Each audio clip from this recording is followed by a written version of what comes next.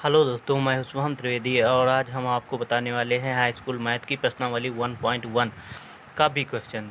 यहाँ पर दिया गया है 196 तथा 38,220 का यूक्लिड विभाजन एल्गोरिथ्म के द्वारा एचसीएफ ज्ञात कीजिए। ठीक है, तो अगर आपने मेरी पहले वीडियो नहीं देखी है तो देख लीजिए, उसमें आपको विस्तार से यूक्लिड विभाजन एल्गोरिथ्म के बारे में बताया गया है। फिर भी मैं आपको जो है फिर से बता रहा हूँ कि यूक्लिड विभाजन एल्गोरिथ्म होता क्या है। देखिए, विभाजन की सामान्य प्रक्रिया हम सभी लोग जानते हैं, जैसे कि हम लोग कक्षा 3, 4, 5 और उससे बड़ी क्लासों में पढ़ चुके हैं। जैसे कि ये देखिए उदाहरण हम यहाँ पर आपको दिखा रहे हैं। तो जैसे कि हमको ये 32 है, 32 को हमको भाग देना है किससे? 32 को हमको भाग देना है 5 से। ठीक है, तो कितनी बार में जाएगा? 6 बार में जाएगा। 30 वो बचा कितना? 2। तो यहाँ पर 5 हमारा क्या होगा? 5 हमारा होगा भाजक। 5 हमारा क्या होगा? भाजक। और ये 32 हमारा क्या होगा? भाज्य। 32 क्या होगा? भाज्य। और साथ में ये जो 6 हमारा, 6 हमारा भागफल होगा। क्या होगा? भागफल। ठीक है, और साथ में ये जो हमारा 2 है, 2 हमारा क्या है? ये 2 शेषफल होगा। ठीक है, तो इस तरीके से ये जो समान प्रक्रिया है ये आप सभी लोग जानते ही होंगे। तो ये सारी चीज़ें हम पढ़ चुके हैं पहले क्लासों में। तो ये जो चिन्ह बना होता है ये भाग का चिन्ह होता है, बीच में हमारा भाजक लिखा होता है, बाईं ओर हमारा बीच में हमारा भाज्य लिखा होता है। सॉरी, ये भाज्य है, ये हमारा भाज्य है। तो बीच में हमारा क्या लिखा होता है? भाज्य लिखा होता है। बाईं ओर हमारा भाजक होता है और दाहिनी तरफ भागफल होता है तथा लास्ट में जो बचता है उसे हम शेष कहते हैं या शेषफल कहते हैं। ठीक है, शेषफल हमेशा ही भाजक से छोटा होता है। तो ये हमारी सामान्य प्रक्रिया है जो कि हम लोग बचपन से सीखते आए हैं भाग की। ठीक है, तो अब यूक्लिड विभाजन प्रमेय का क्या है वो आगे हम आपको बताते हैं। तो ऐसे क्वेश्चन को हल करने के लिए हमें 2 कार्य करने होते हैं, एक रफ कार्य और एक फेयर कार्य। तो रफ कार्य जो होगी तो अलग हम करेंगे किसी अन्य पेज पर या किसी अन्य कॉपी पर या रफ पर, और जो फेयर होगी उसको हम अपने फेयर कार्य पे करेंगे। तो देखिए, अब यहाँ पर इस प्रकार क्वेश्चन हल करने के लिए सबसे पहले हम क्या लिखेंगे? यहाँ पर सबसे पहले हम यहाँ पर लिखेंगे हल। ठीक है, हल इंग्लिश में इसको आंसर कहते हैं। ठीक है, तो हल लिखने के बाद हम यहाँ पर अब देखेंगे जो 2 संख्याएं दी गई हैं या 2 से ज़्यादा भी जो संख्याएं दी गई हों उनमें सबसे बड़ी संख्या कौन सी है। तो यहाँ पर हमको देखिए 38,220 बड़ी संख्या दिख रही है, तो इसको लिख लेते हैं। हमने 38,220 सबसे पहले लिख लिया। अब इसमें क्या लगाते हैं? ग्रेटर देन का चिन्ह। ग्रेटर देन चिन्ह क्या है? इस प्रकार से लगता है, इसका मुंह बड़ी वाली संख्या की तरफ खुला होता है, छोटी वाली संख्या की तरफ बंद होता है। तो यहाँ पर बड़ी संख्या क्या है? 38,220 है ना, तो इसकी तरफ हमने इसका मुंह क्या कर दिया? खुला कर दिया। और इसके पीछे क्या लिखेंगे? बंद वाले मुंह की तरफ 196 लिखेंगे। ठीक है, तो इस प्रकार से लिख देते हैं, बड़ी वाली संख्या, उसके बाद ग्रेटर देन का चिन्ह, उसके बाद छोटी वाली संख्या। ठीक है, अब इसके बाद हम क्या लिखेंगे? इस बार लिखेंगे यूक्लिड विभाजन एल्गोरिथ्म का सूत्र। ठीक है, आपकी बुक में दिया होगा, आप देख सकते हैं वहाँ से। तो चलिए इसका सूत्र लिखते हैं। सूत्र ए बराबर बी क्यू प्लस आर। ठीक है, तो ये क्या है? यूक्लिड विभाजन एल्गोरिथ्म का सूत्र है। ठीक है, तो अब इस सूत्र में ए क्या है, बी क्या है, क्यू क्या है और आर क्या है, ये सारी चीज़ें हम आपको बता रहे हैं। ठीक है, तो कहाँ बताएंगे? रफ कार्य पर। तो यहाँ पर देखिए जो हम पहले कर चुके हैं, ये जो 5 हमारा है, 5 हमारा क्या है? भाज्य है, भाजक है। इस 5 को ही हम क्या मान लेते हैं? बी मान लेते हैं। ठीक है, ये क्या है हमारा?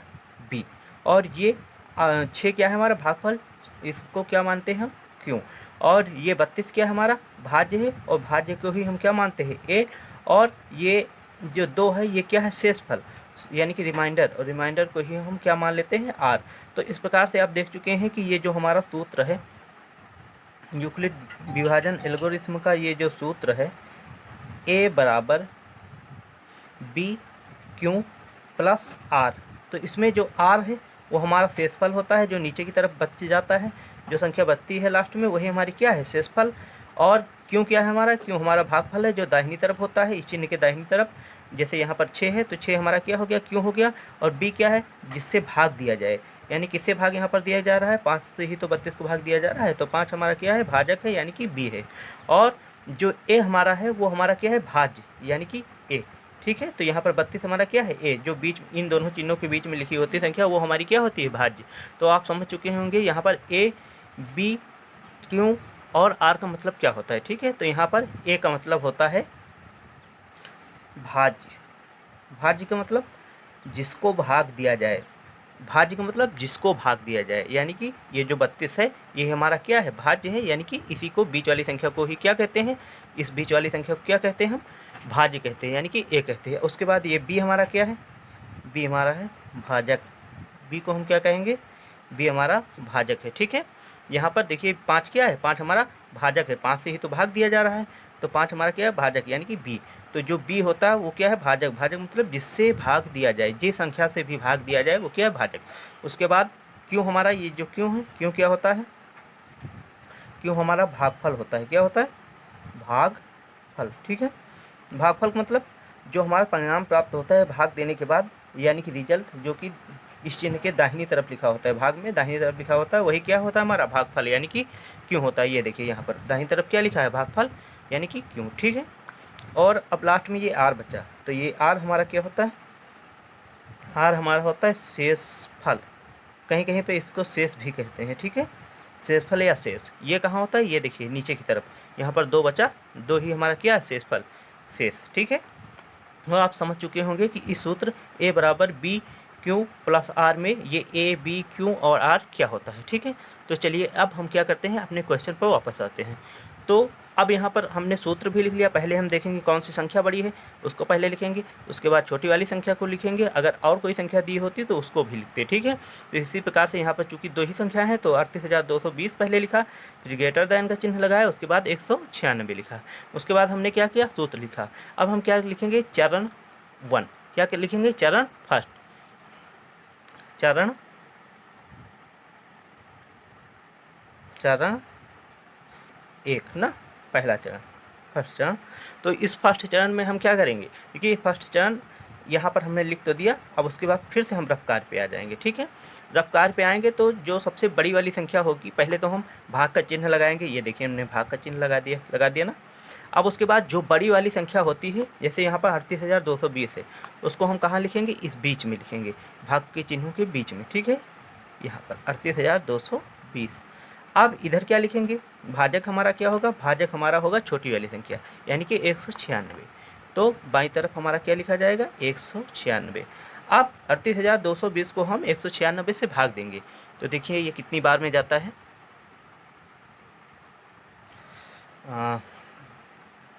2 बार में पहले काटते हैं, 6 दूनी 12 और 9 दून 18, 18 1 19 के 9, 2 एकम 2, 2 1 3, तो ये तो ज़्यादा हो गया। अब यहाँ पर ये तो ज़्यादा हो गया, इसका मतलब ये 2 बार में नहीं जाएगा। ठीक है, तो फिर से करते हैं, 38,220 और यहाँ पर क्या था, 196, इसको 1 बार में ले जाते हैं, 1 बार में ले जाएंगे तो 6 एकम 6 और 9 एकम 9 और 1 एकम 1। ठीक है, अब यहाँ पर 6 क्या है, ज़्यादा है, तो इधर से 1 हासिल लेंगे, तो ये क्या हो जाएगा, 2 क्या हो जाएगा, 12 हो जाएगा, 12 में से 6 गए, 6 बचे, यहाँ पर 1 हासिल चला गया था तो 7 बचा था, 7 इधर से 1 हासिल लेंगे, 17 हो जाएगा, 17 में से 9 जाएगा, कितना बचेगा, 17 में से हमारा जब 9 जाएगा तो 9 और इधर कितना बचेगा, ये 8 हो गया। ठीक है, कितना हो गया हमारा, 8 हो गया। अब क्या करेंगे, इधर 2 बचा था, 2 में से 1 जाएगा तो कितना बचेगा, 2 में से 1 जाएगा तो 1 ही बचेगा। ठीक है, हमारा 2 में से 1 जाएगा तो 1 ही बचेगा। तो ये पूरा हमारा क्या हो गया, फर्स्ट चरण हो गया। अभी और काट के देखते हैं, अगर कटता जाता है इससे, जब तक कि इससे कटता जाएगा तब तक हम काटते रहेंगे। ठीक है, तो यहाँ पर अब ये क्या हुआ, यहाँ पर 2 है तो एक संख्या और उतरी, तो ये 2 हो गया। ठीक है, क्या हो गया हमारा, 2 हो गया। अब क्या करेंगे, फिर से देखेंगे ये कितनी बार में जा रहा है, तो ये 9 बार में जा रहा है। ठीक है, 9 छक 54, 54 के 4, 9 9 81 और 81 और 5 86 की 6 और 9 एकम 9। ठीक है, उसके बाद 8, 9 8 17। अब यहाँ पर क्योंकि 2 छोटी संख्या है इसलिए इधर से 1 हासिल लेंगे, तो ये 12 हो जाएगा, 12 में से 4 गया, 8 बचा, यहाँ पर 5 बचा था 1 हासिल जाने के बाद, तो क्या करेंगे, इधर से लेंगे, 15 हो जाएगा, 15 में से 6 जाएगा, तो कितना बचेगा, 9 बचेगा।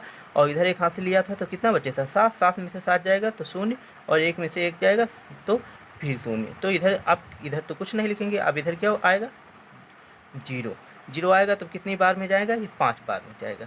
6 पंचे 30 के 0, 5 9 45, 45 3 48, 5 एकम 5, 5 4 9।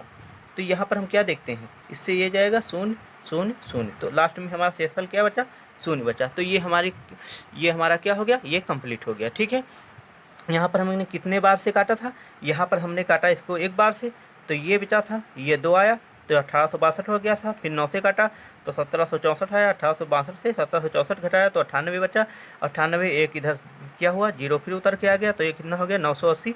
5 बार से काटा तो ये कितना हो गया, 980 हो गया। 980 से 980 गया तो हमारा रिमाइंडर यानी कि आर हमारा क्या बचा, आर हमारा बचा 0। और ये हमारा क्यों क्या हुआ, ये हमारा क्यों हो गया, ये हमारा क्या हो जाएगा, बीच वाला ए हो जाएगा, और ये क्या होगा, ये बी हो जाएगा। तो हमको सूत्र के अनुसार ए, बी, क्यों और आर चारों चीज़ें प्राप्त हो चुकी है ना। तो चलिए यहाँ पर लिखते हैं। सूत्र में सबसे पहले क्या लिखा है, ए लिखा है, तो सबसे पहले ए लिखेंगे। ए हमारा क्या है, 38,220। तो हमने लिख लिया 38,220। अब बराबर का चिन्ह है तो बराबर का चिन्ह, फिर बी लिखा हुआ है। बी हमारा यहाँ पर क्या है, बी हमारा 196 है, तो हम लिखेंगे 196। फिर बीच में बी, और क्योंकि बीच में कोई चिन्ह नहीं तो गुणे का चिन्ह होता है। देखिए, 2 अल्फ़ाबेट दिए गए हो, बीच में कोई चिन्ह ना हो तो क्या होता है, गुणे का चिन्ह। ठीक है, तो अब बीच में हम क्या लगाएंगे, गुणे का चिन्ह। अब क्या है, क्यों, तो यहाँ पर क्यों देखिए क्या है, क्यों हमारा 195 है ना, दाहिनी तरफ भाग के चिन्ह के दाहिनी तरफ वाला ही तो क्यों होता है। तो क्यों यहाँ पर क्या आया, हमारा भागफल क्या है, 195, तो लिख देंगे 195। फिर प्लस है सूत्र में तो प्लस। अब आर यानी कि रिमाइंडर यानी कि शेषफल, शेषफल यहाँ पर क्या बचा, 0 बचा ना, तो शेषफल की जगह पर क्या लिख देंगे, 0। अब यहाँ पर क्या लिखेंगे, यहाँ पर लिखेंगे जहाँ शेषफल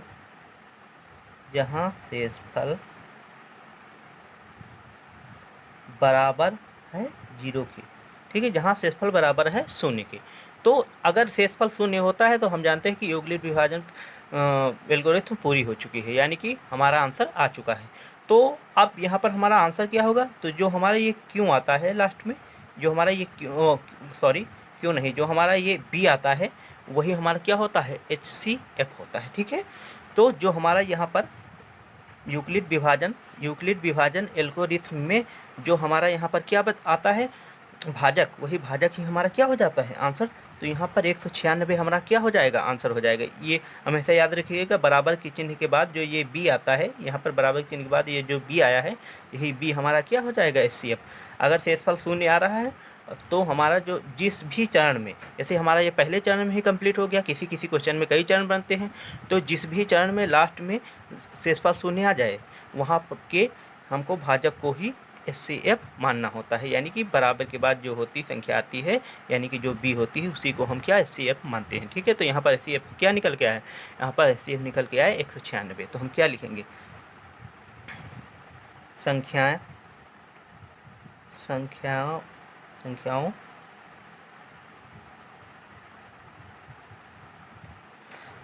आगे अतः भी लगा देते हैं, अतः संख्याओं 196 तथा 38,220 का HCF, अतः संख्याओं 196 तथा 38,220 का HCF 196 होगा, 196 होगा। यही हमारा क्या हो जाएगा, आंसर। तो इस तरीके से आपको ये पूरा क्वेश्चन हल करना है। ठीक है, देखिए कैसे हमने हल किया, इसी तरीके से आपको ये सारा क्वेश्चन हल करना है। ठीक है, तो अगर आपको ये वीडियो अच्छी लगी हो तो हमारे चैनल को लाइक करें। ठीक है, और हमारी वीडियो को लाइक करें, चैनल को सब्सक्राइब करें, और अपने अन्य दोस्तों में इसको क्या करें, शेयर भी करें। और अगर आपको कोई चीज़ समझ में नहीं आई है तो आप कमेंट में लिख दीजिए, मैं उसे फिर से किसी वीडियो में समझाने की कोशिश करूँगा। धन्यवाद।